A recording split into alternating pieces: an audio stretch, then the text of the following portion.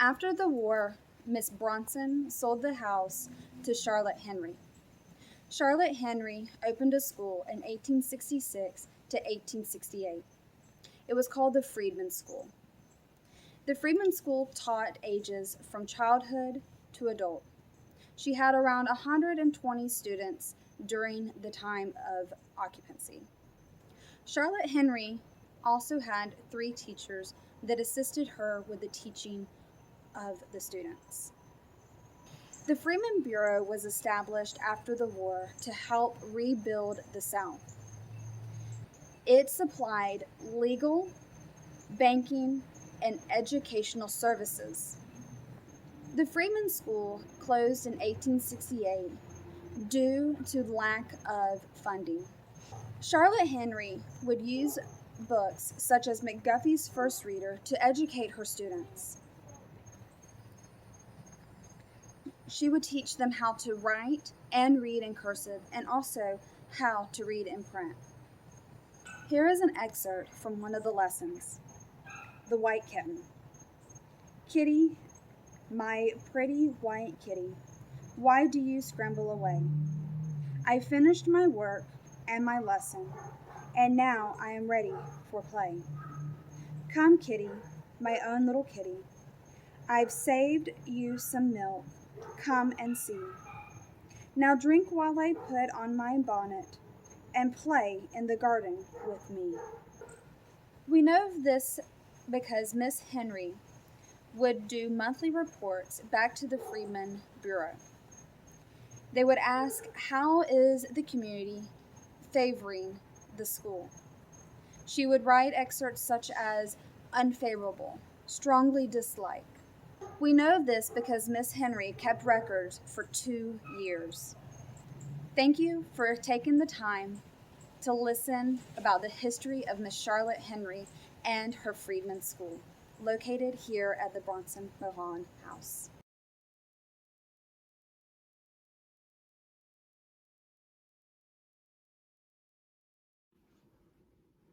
Hello, my name is Mary Emily Dunham Boyd. I live in Palatka, and I had a significant role in the Civil War here in Palatka, or as they like to call it down here, the War of Northern Aggression. I was born in 1830 in Rhode Island. My father died young, and my mother brought my brother and me with her to Palatka in 1850 when she was told she had tuberculosis. In 1851, I married Mr. Robert T. Boyd. He and his partner had a very lucrative lumber business, and he was also the sheriff and the tax collector. So we were considered upstanding people in the community. We were charter members of St. Mark's. We were considered wealthy. I was fortunate enough to be able to wear these beautiful clothes. And our home was the first in town to have screens on the windows. But I digress. In 1862, gunboats were running up and down the river. On October 6, 1862, the gunboat E.B. Hale docked in Palatka. The commander was Maxwell Woodhull, and word got out that they were going to come ashore, ravage the town, and burn it to the ground. Many of the townspeople left. Those of us that stayed discussed what we should do, and we decided maybe someone should talk to the commander. But our town was just women, children, and old men. And the men that were here decided they didn't want to go down to the dock because they probably would have been taken prisoner. And they were probably right. So I volunteered to go. I went to the docks and tried to talk to some of the sailors, but they didn't want to talk to a woman. But I persisted. And eventually one of them said that they would get the message to Commander Woodhull, but that he couldn't guarantee he would come ashore. Well, I waited, and he did come ashore. I introduced myself, and I explained that Palatka was peaceful and passive. We were not interested in a fight, that there were mostly women, children, and old men here, and we weren't looking for a battle. Commander Woodhull said he saw a rebel up on the tree line, and I said that was correct. There was a rebel up on the tree line, but the townspeople went up and asked him to please leave, that he was putting our town in jeopardy. I said that there may be one or two other rebels in town, but they were saying goodbye to their families before they left to join their unit. Commander Maxwell Woodhull asked why he should believe me, and I said, well, I'm really a northerner. I don't have an accent. I was born in Rhode Island. He thought about that a minute, and then he said that he indeed would grant my request, that they would not ravage the town. And he said that I probably saved many lives, much property damage, and prevented ex-Governor Mosley from being taken prisoner. I am very, very proud of my role in Palatka in the Civil War. I died in 1916. Hello. Today I'm going to talk about mourning attire. The dress I have on is deep mourning. Deep mourning would last for a year to 2 years and sometimes more. Especially during the Civil War, women would stay in deep mourning majority of their life. This is due to husbands, sons, brothers, very close family members passing away. Deep mourning would be covered from head to toe in full black attire. Women were not allowed to leave the house for that period of time. Later, ladies could go into full mourning. Full mourning would last from 6 to 9 months. Full mourning, you could start incorporating light, subtle hints of white or gray. Ladies would then go into half mourning. Half mourning would last 3 to 6 months, and this was the last stage of mourning for the ladies. They would now be able to wear grays, lavenders, and be able to incorporate other deep colors such as navies. Ladies were then allowed to go out into society. They can now attend balls, gatherings, and things as such. Parents and grandparents would mourn in deep mourning for up to 6 months. Then they could go into full mourning and half mourning. Full mourning and half mourning would incorporate the shades of gray, white, lavender, navy, or other dark, subtle colors.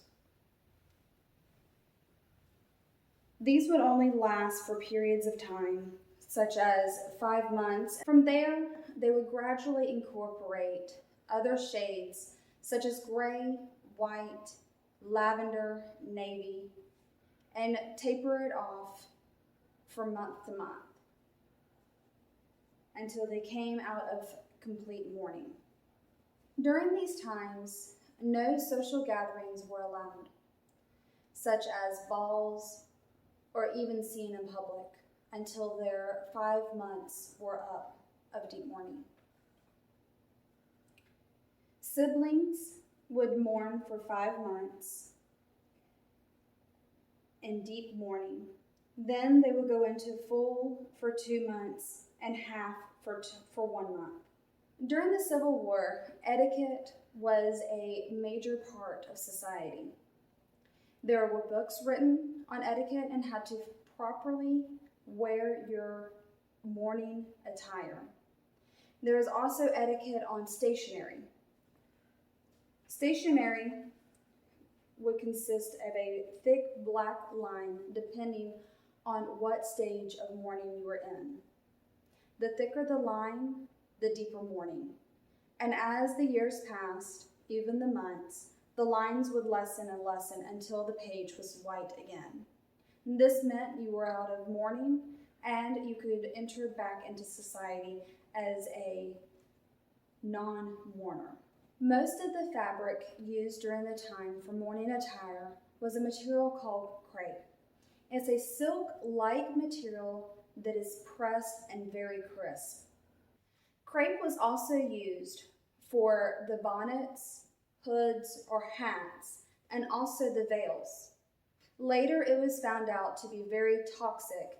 The ladies would wear the veils and breathe the toxic fumes of the crepe material.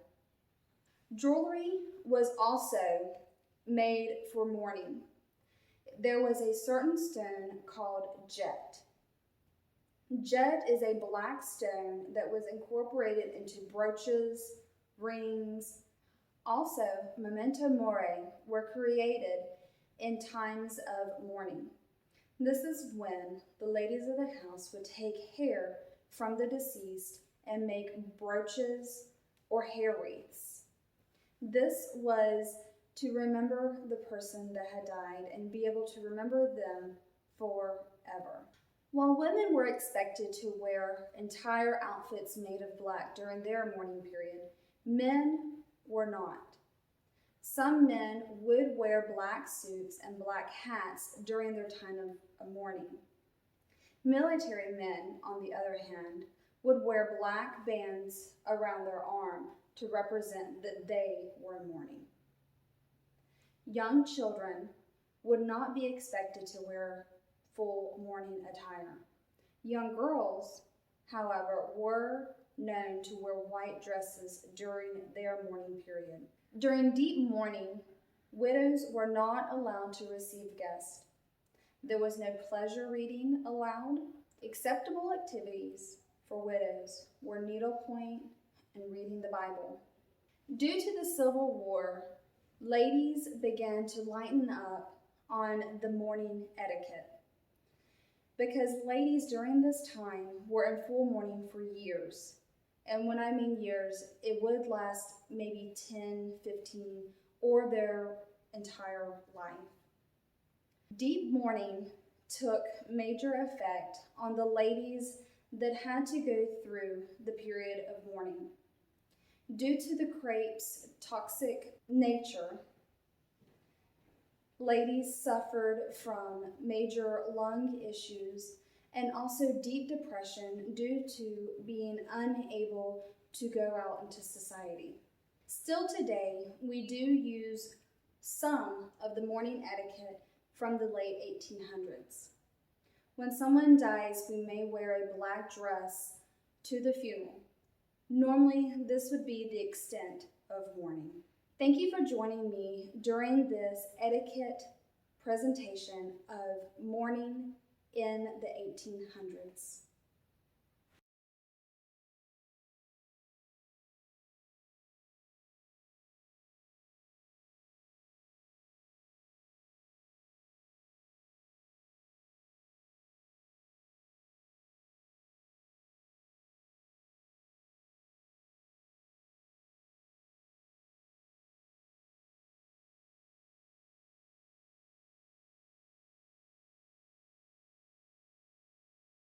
My name is Ethel.